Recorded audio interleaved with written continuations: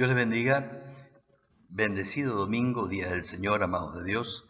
Último domingo de febrero y el mundo está convulsionado. Rusia invadió Ucrania y hay toda una amenaza de que el conflicto pueda extenderse. Lo cierto es que las guerras, las víctimas, el mundo hace tiempo que da señales de estar totalmente alejado de Dios. Desde que el aborto se ha generalizado, causando miles, millones de víctimas, desde que la ideología de género está tratando de pervertir a los inocentes niños, a los educandos, lo cierto es que hay una guerra que está cobrando víctimas. Oramos por Ucrania. Padre Santo, queremos orar en este tiempo en que hay gente buscando a Dios, gente interesada en tu palabra, interesada en la palabra de Dios, pero también preocupada por los acontecimientos del mundo. Gracias, Señor, porque contamos contigo, tú puedes ser nuestra paz y tú puedes hacer lo que nosotros queremos que suceda, Señor. Trae paz y permite que la locura de Putin, Señor, dé marcha atrás. Que esto se pare, que esto no crezca, que no haya más muertes ni inocentes. Pero también oramos por la locura, Señor, de la ideología de género, por aquellos que hacen los organismos que dicen defender los derechos, pero promueven la muerte, la cultura de la muerte a través del aborto. Oramos en el nombre de Jesús para que el mundo sea un mundo mejor y menos gobernado por ideologías y locuras humanas. En el nombre precioso de Jesús. Hoy quiero reflexionar contigo acerca de algo que te involucra a ti y a mí, porque de alguna manera todos somos hijos. Y quisiera compartir precisamente usando un libro del Antiguo Testamento este domingo y el que viene. Deuteronomio capítulo 4. La religión suele decir que todos son hijos de Dios y que todas las religiones llevan a Dios, contradiciendo en forma clara y llana a Jesús y mostrando que es importante conocer la palabra de Dios, las enseñanzas de Jesús, como una verdadera vacuna contra los mitos y las mentiras de las religiones. Mientras buscas Deuteronomio 4, quinto libro de la Biblia, un nombre que significa repetición de la ley, te hago una pregunta para ir metiéndonos en el tema de esta mañana. Si te preguntaran, ¿eres un hijo o hija obediente o desobediente? ¿Cuál sería tu respuesta? Quiero anticipar algo. Este es el tema de esta mañana. El creer en Dios y la obediencia están profundamente entrelazados. Y este es el tema tan importante porque Dios precisamente nos va a juzgar no por cuánto creímos, ni a qué iglesia fuimos, ni cuántas veces leímos la Biblia, ni cuántos rosarios hicimos, sino si en verdad hicimos su voluntad, si en verdad pusimos en práctica sus enseñanzas. Cuando uno presta atención precisamente a las instrucciones de Dios, es muy claro que el Señor le dice a los israelitas aquí en Deuteronomio 4 que Él, además de revelarse a ellos, liberarlos, guiarlos por el desierto, es claro que Él quería que entendieran y comprendieran, como tú y yo hoy, que el carácter de Dios es santo, justo y único, verdaderamente especial. Y que el Señor esperaba esto mismo de aquellos que se identifican como hijos de Dios o pueblo de Dios. Es decir, que la elección de ellos, la tuya, si Dios te ha llamado, es para formar un pueblo especial, distinto, que también sea santo y que muestre la justicia de Dios. Este pedido que el Señor hace en Deuteronomio 4, y voy a usar la Reina Valera contemporánea porque tiene un lenguaje muy actual, es tan importante que se reitera en varias ocasiones en el mismo libro y también en otros. Lo que dice la palabra de Deuteronomio 4.1 se repite en 5.1, 6.1, 8.1 y 11.1. Dice el texto algo interesantísimo. Ahora, pueblo de Israel. Acuérdense que Pablo nos dice en Romanos que lo que antes se escribió como enseñanza y ejemplo para nosotros, para que no repitamos los errores que cometió el pueblo israelita. Dios dice en Deuteronomio 4.1, oigan pueblo, los estatutos y decretos que voy a enseñarles, para que los pongan en práctica y vivan entrando en la tierra que el Señor les da, el Dios de sus padres, y tomen posesión de ella. No añadan ni quiten una sola palabra de lo que yo les mando, sino que cumplan los mandamientos del Señor su Dios que yo les ordeno hoy. Obviamente es importante aclarar que si tú eres cristiano, yo soy cristiano, voy a una iglesia cristiana, pero ten en cuenta que la ley de Cristo es lo que Jesús enseña en el Nuevo Testamento, no es la ley dada a los israelitas. Ese pacto, el pacto mosaico, fue dado solo a una nación. Dios hace un pacto nuevo y llama a todos sin distinción de religión, de etnia, de lugar, de condición social, para que seamos sus hijos y entremos en un pacto en el cual Él mismo visibilizó su amor al morir en la cruz y dando acceso a la entrada a Dios por medio de Jesucristo. Es importante que lo que sucede, dice aquí, cuando Dios llama a una persona, y gloria a Dios, si te llamó a ti, a mí me ha llamado, se cruza en tu vida.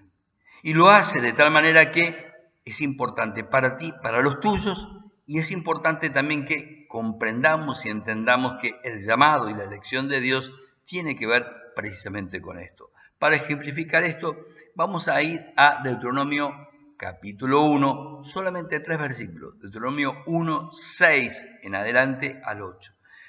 Porque aquí hace un llamado al pueblo israelita que tiene algo para decirte a ti y a mí.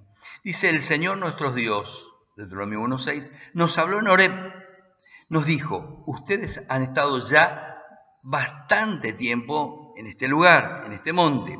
Ahora, dice el verso 7, diríjanse a los montes de los amorreos y a todas sus comarcas en el Arabá, en los montes y en los valles del Negev, hasta la orilla del mar, a la tierra de los cananeos, al Líbano y hasta el gran río Éufrates. Este sería el límite que Dios establece para lo que va a ser la tierra prometida. Dice el verso 8, 1:8. Miren, yo les he entregado la tierra. Entren, tomen posesión de ella, en la tierra que yo, el Señor, juré dar a Abraham, Isaac y Jacob, antepasados de ustedes y a su descendencia. Esto es interesante porque aún el mismo Corán dice que Jerusalén le pertenece al pueblo judío. Ahora, en el llamado a Dios, estos 3 versículos de Deuteronomio 1, dice algunas cosas bastante importantes para tomar como base para lo que vamos a seguir hablando hoy y el otro domingo. Primero dice, ya pasó bastante tiempo. Y hay una verdad tremenda que todo creyente debe saber que, Eclesiastés habla de esto, todo tiene su tiempo y un tiempo para cada cosa, hay un tiempo para cada lugar en la vida.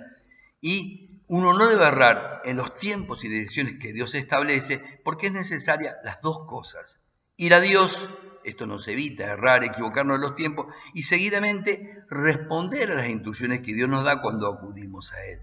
Este pueblo quería quedarse en el monte, disfrutaba la presencia de Dios, tenía comida gratis, tenía agua gratis, Dios los cuidaba, lo que necesitaban no envejecía, sus ropas estaban cómodos. Pero los planes de Dios no tienen que ver con la comodidad para uno, tiene que ver con lo que Dios quiere hacer en tu vida y a través de tu vida. Y Dios quería mostrarle que podían andar en su presencia más allá del monte y que no debían estancarse, sino andar. La vida cristiana es una carrera, es un peregrinaje, dice el apóstol Pedro. Cuando el creyente se estanca, se achancha y muere espiritualmente y decae. Aquel que va al templo y solamente se sienta es alguien que está en la banca siempre, está en la silla, no se mueve, no sirve, evidentemente en algún momento va a sufrir las consecuencias de no sembrar, no servir, no involucrarse en las cosas de Dios. El verso siguiente dice, levántense. Otra versión dice, pónganse en marcha. Levantarse es una instrucción que se repite muchísimas veces en la palabra de Dios. Cuando el Señor sana al paralítico que bajan los amigos, le dice, levántate. También Dios al que rescata en su gracia el pecado, le dice, levántate. Deja de hacer lo que has estado haciendo hasta aquí y ve en la dirección que Dios indica. Esto es clave para permanecer a la voluntad de Dios, porque Dios tiene planes, tiene propósitos y yo tengo que levantarme, andar e ir de acuerdo a las instrucciones recibidas. Dios nos va a ir revelando paso a paso porque quiere que aprendamos a confiar y depender de Él, pero también a ser obedientes. Prueba nuestra confianza y dependencia de Él. La instrucción es clara, le dice incluso dónde ir, a la tierra que ya había prometido a los patriarcas. La segunda instrucción es más desafiante aún. Él les ha entregado la tierra. Esta tierra se las prometió para ellos, pero ellos, no Dios, son los que tenían que marchar, presentarse en batalla y tomar posesión. Dios pelearía, estaría con ellos, pero hay una parte que te toca a ti y a mí. Y esto es importante también para la vida cristiana. Dios te da todo lo necesario, pero hay cosas que tú tienes que hacer, como levantarte, andar y tomar lo que Dios ha dispuesto. Por ejemplo, leer la palabra esta mañana, congregarte, que es la voluntad de Dios. La tierra prometida simboliza las promesas de Dios al pueblo cristiano. La Biblia es clara que Dios no hace acepción de personas. Su amor, su bondad, el Evangelio está al alcance de todas las personas, no solamente de un pueblo. Las bendiciones están disponibles para todos los que creen, pero la realidad es que no a todos le va igual. Entonces, si Dios no hace acepción de personas, ¿en dónde está el problema? Porque a todos les va distinto. La pregunta es, ¿qué deben hacer para que las promesas de Dios se cumplan? La respuesta está claramente en el capítulo 4. En el capítulo 4 que leímos antes, previamente, nos dice claro, Dios nos habla, se revela a nuestras vidas, 4.1, para que le oigamos, para que respondamos conforme a las indicaciones que Él nos da. Cuando una madre llama a su hijo o a su hija y le dice, ven, si el chico no contesta, si el joven o adolescente no contesta, la madre vuelve a preguntar, ¿no me oíste? ¿Te llamé? La palabra en hebreo oír o escuchar es llamar. Oír significa con atención. Esta palabra, este término se usa 1600 veces en la palabra de Dios. O sea que es importante, se usa muchas veces. Es tan importante que debo tomarla en cuenta. Dios quiere que oiga y oiga con atención. Oiga de tal manera que pueda responder a lo que Dios quiere. Se traduce como oír, atender, obedecer o publicar. Pero hay un detalle importante. No tiene que ser pasado por alto. El texto dice claramente, Reina Valera, Biblia de las Américas, yo les enseño. Hay una gran diferencia entre una enseñanza de alguien, un religioso, un pastor, un cura, y cuando Dios en su palabra nos dice algo. Es la palabra de Dios. El creer en las enseñanzas de Jesús está asociado directamente con el obedecer, el responder conforme a lo que Dios te está mostrando o te está revelando. El verso 1 nos habla de las instrucciones a las normas de Dios. En hebreo, la palabra instrucción es mispah, las cuales fueron diseñadas por el Señor para dar una identidad única al pueblo, además de permitirle vivir conforme al propósito de Dios, mucho tiempo y sabiamente. Al obedecer estas instrucciones, ellos, y tú también, habilitan el cumplimiento de las promesas reservadas para ellos. En el caso de los israelitas, las promesas eran totalmente terrenales. Canaán, la tierra prometida. En cambio, para la iglesia, para los creyentes del pacto nuevo, trascienden lo terrenal, pero, esto es importante, comienzan aquí y ahora. El reino está entre nosotros y está en todo aquel que nació de nuevo o entró a entrar bajo el señorío de Cristo. ¿Cómo sabemos si en verdad oímos, atendimos lo que Dios nos indica? El mismo texto lo clarifica. Hay una clara evidencia. La Nueva Versión Internacional dice, son para ponerlas en práctica. Lo que Dios enseña, lo que Dios instruye, es para aplicarlo. No es un cartel, no es para poner soy cristiano, es para hacerlo. La Reina Valera traduce esta importante frase como ponerlo en práctica. La Nueva Traducción Viviente dice, obedécelos para que vivas. O sea, la verdadera vida está en comprender lo que Dios dice y vivir de acuerdo a eso. La obediencia o aplicar las enseñanzas del Señor está relacionado con el tipo de vida, la calidad de vida que tendremos, pues al ser una unidad, lo espiritual influye, incide totalmente en las otras áreas de tu vida. Esta expresión, poner en práctica por obra. Se repite varias veces. En este libro lo leímos, Deuteronomio 6.1, 8.1, 11.1, 5.1. Santiago va a decir, del capítulo 1, del 22 al 27, la importancia de ser un hacedor, alguien que entiende y pone en práctica. Si no pasamos del saber al hacer, nuestra fe es zaraza, espuma religiosa. Ahora, ¿qué ocurre? Porque le pasa a muchos tal vez. Si te faltan ganas, no tienes el ánimo, la disposición de obedecer a Dios, simplemente pídele a Dios. Papá es un Dios proveedor. Pablo dice claramente en Filipenses 2.13 que Dios pone el querer como el hacer.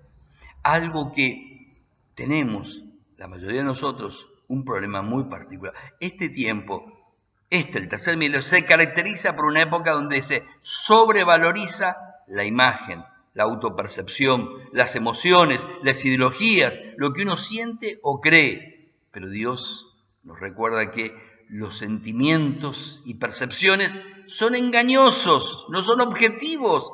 Jeremías 17.9 habla de esto. Por otro lado, Pablo nos recuerda claramente que si en verdad tenemos un contacto, y esta es la clave, esta es la vacuna, un contacto cotidiano con Dios, Él influye en tu forma de pensar, en tu forma de vivir, en lo que hay dentro y fuera de ti, por el Espíritu Santo. Santiago dice un motivo más importante, dice que vamos a ser juzgados de acuerdo y pesados de acuerdo a lo que nosotros entendimos por la palabra de Dios. Y Dios nos libera de ti mismo, de tus debilidades, para poder atender y responder al llamado de Dios de ser útil, de ser precioso, de ser valioso, porque Dios pagó por tu vida, no para que sigas viviendo de la misma manera, sino para que vivas de acuerdo como es digno de ser un hijo de Dios.